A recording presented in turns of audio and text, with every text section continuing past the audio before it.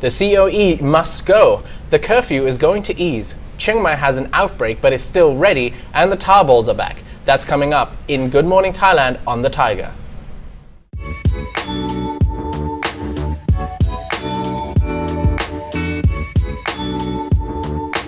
Hello and good morning Thailand. I'm Jay and this is Tim Newton. Hello everybody, and I have to say hello to Stephen, who bailed me up when I was walking out of a cafe this morning at some ungodly hours, about 6:15 or 6:30 or something, and he had a lovely little dog with him whose name eludes me, but Stephen's from Australia, but he sounded like the international man of mystery. He's worked everywhere, but he's sort of been stuck in Bangkok and working here, but he wanted to say hello to me, so thank you for saying hello to me this morning, right. Stephen. Hello Stephen, and I'd also like to welcome Damien Jesser, who is a Thaiger legend. Thank you, Damien, for supporting the channel. Legend! And talking about Thaiger members and Thaiger legends, Morpheus. Now, we actually received our first gift, didn't we? Oh yes, where's that? Where is it? So one of our Thaiger legends, Thaiger members, Morpheus, actually sent in a gift for us. No, really, where is it? That's a great question. We have momentarily lost it. However, let's talk about it. Bring it over. Was it last week that you made a comment about tiger in the tank? Now, is that a saying in Australia? Yeah, tiger.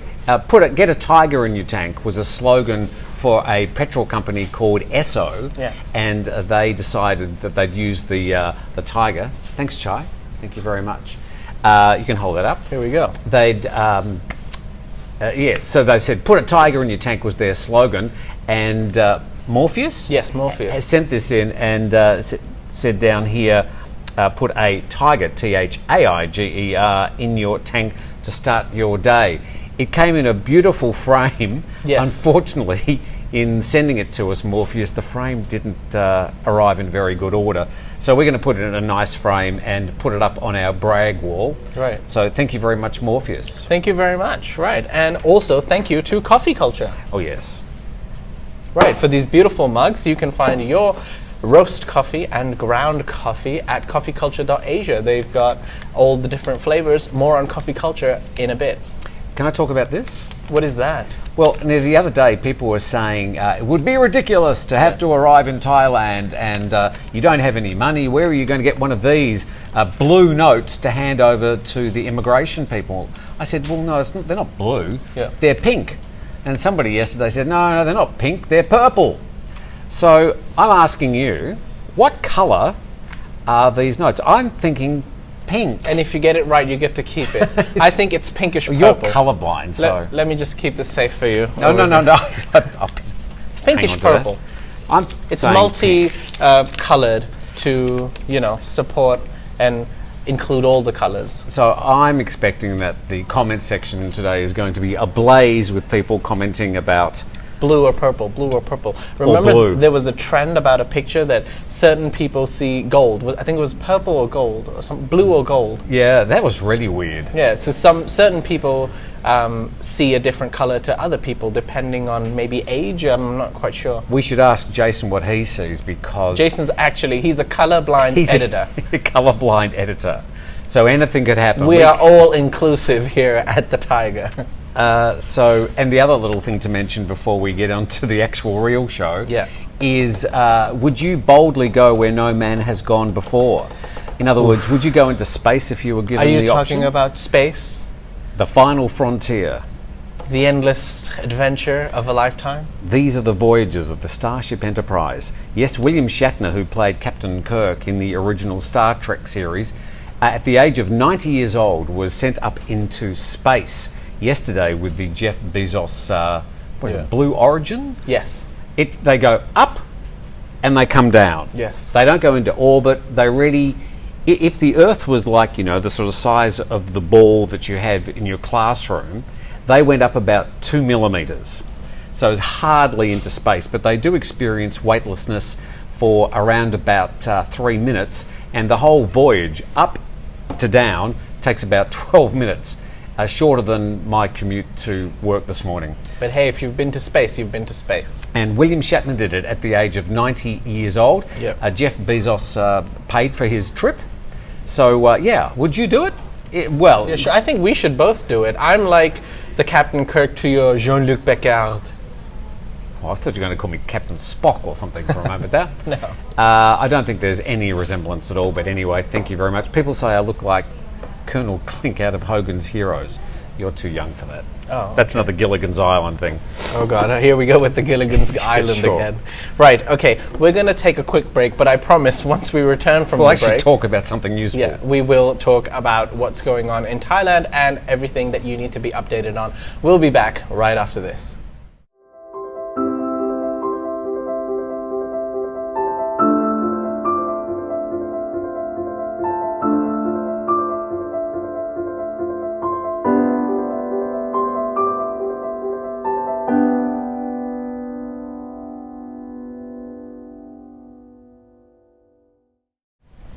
And welcome back to Good Morning Thailand. I'm Jay and this is Tim, and now we're going to be talking about the curfew and the red zones. So Tim, the Prime Minister is going to be having a meeting today with the CCSA and discuss the further easing of restrictions as we come closer and closer to the November 1 full reopening.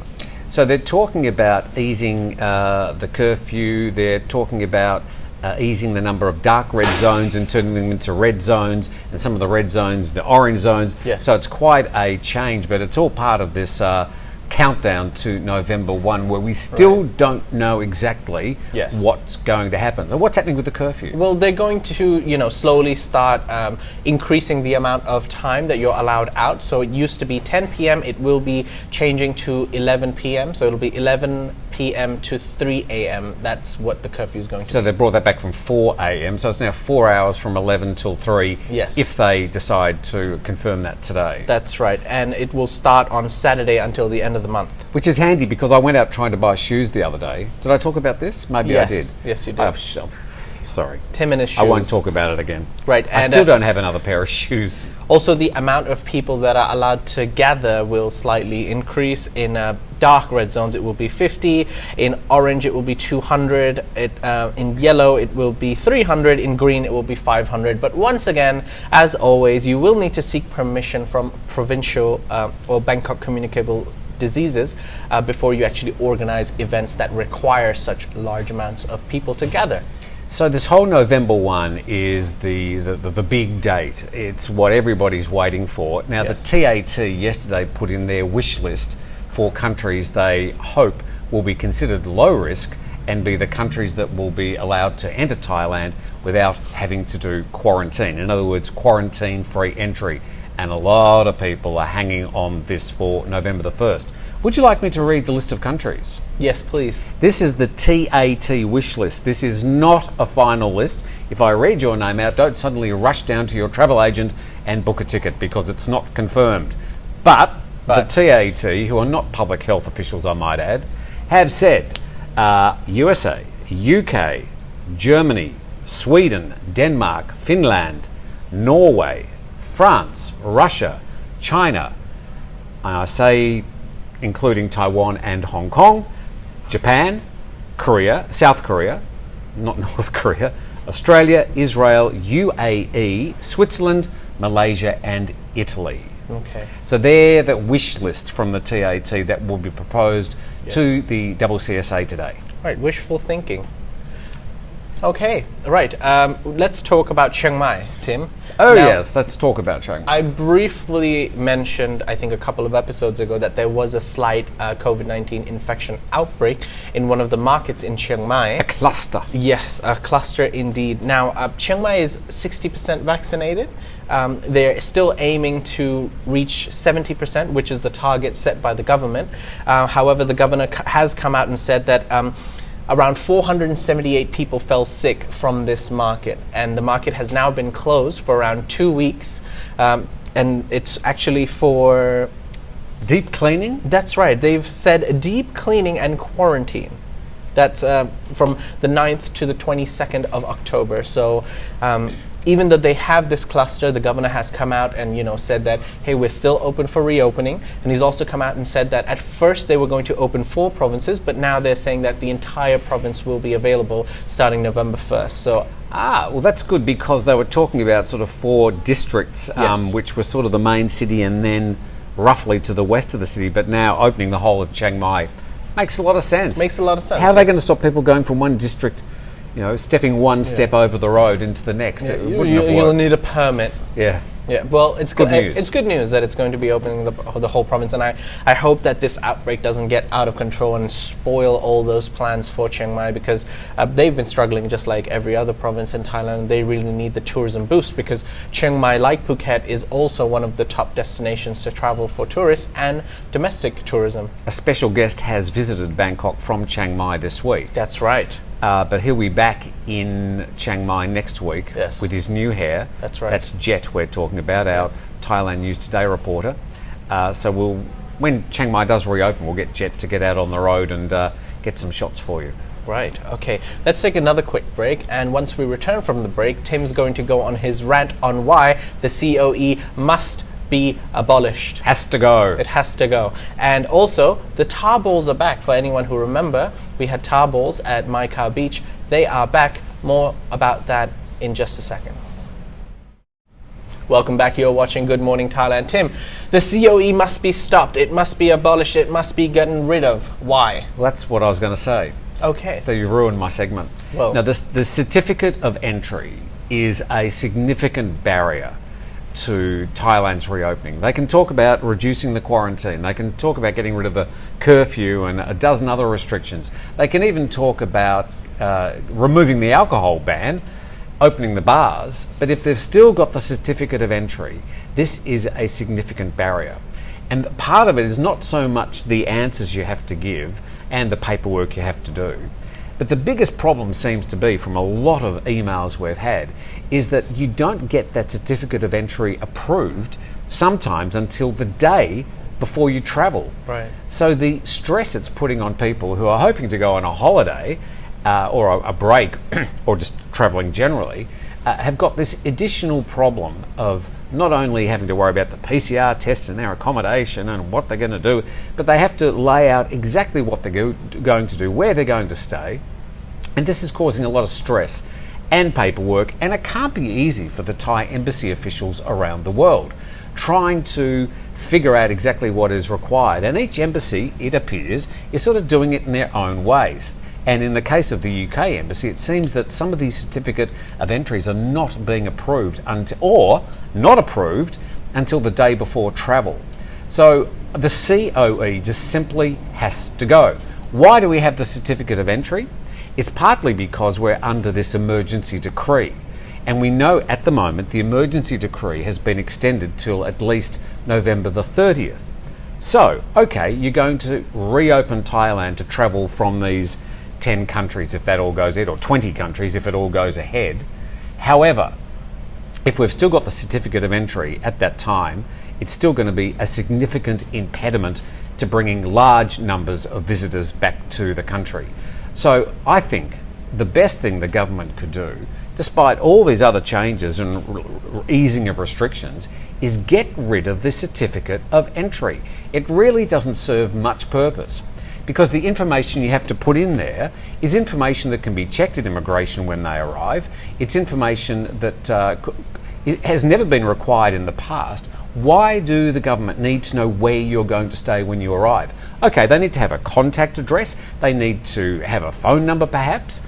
They need to get an email, but they don't need to know exactly where you're going to go, given that they're still requiring you to download the More Chana app or one of the other tracking apps when you arrive. So it seems to me that the Thais just love their paperwork, and this certificate of entry is just another piece of paperwork that's going to end up filling up some huge warehouse in the back of Udon Whoop Whoop into the future and never be seen again. Tim, the voice of the people. Well, what do you think? I mean, the C.O.E. just seems to be such an impediment, and all the comments on all our forums just seem to say, this is just a travesty, this is such a problem. Yeah. If they really want the tourists to come back, we need to get rid of the C.O.E. I agree with you. They just went so hard. It didn't sound like a fulsome agreement. I agree with you. No, what I mean is, like, it made sense when they first started, but they went so hard for the sandbox. Oh, we must get the tourism back, but they didn't act accordingly to what they were saying. Like, they want all these tourists to come back, but you're right. Well, I wouldn't. I said that at the start. Like, because of the requirements of the C.O.E, if I was a tourist looking from outside, I would be like, there's just too much hassle for me to go through just to have a holiday that's going to be extremely expensive. And now that they're planning to reopen on November 1st, they do need to get rid of the C.O.E. That is a must, I believe, in my opinion.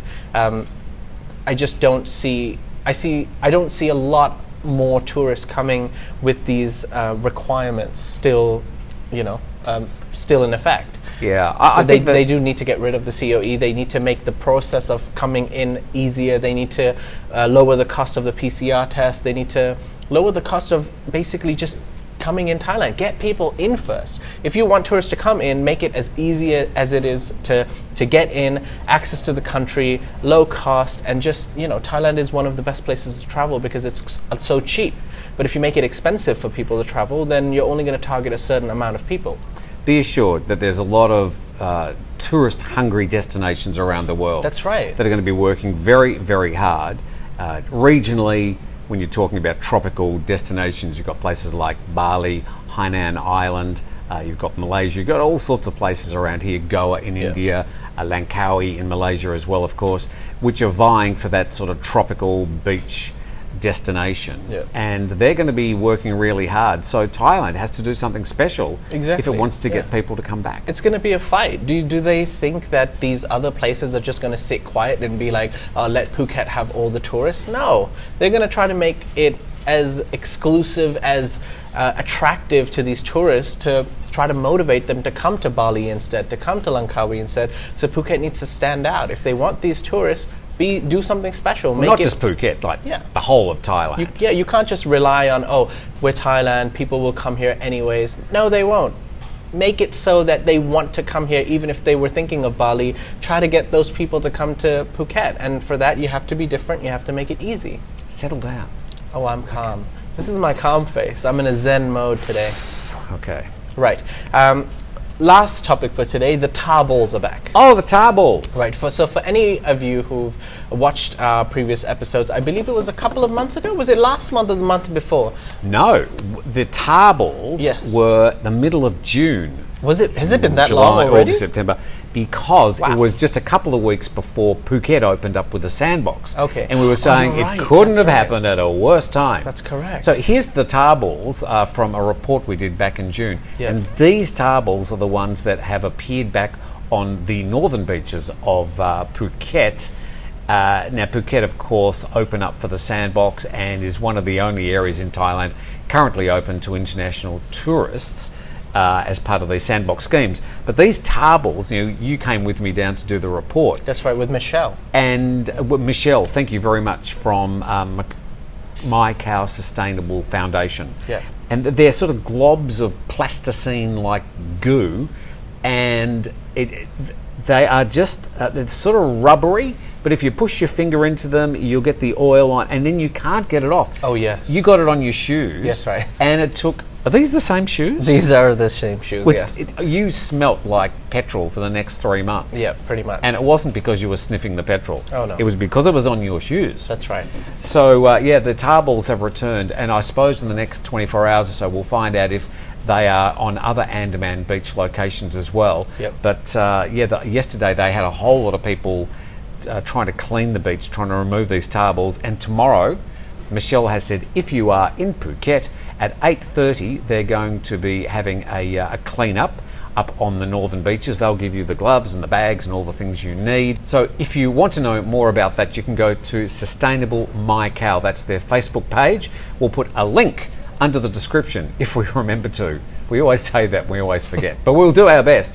So say hello to Michelle, and if you're in that part of town, you'd like to be involved in doing a little bit to help the particular problem on the island at the moment, you can get involved. So the tar balls have returned. Right.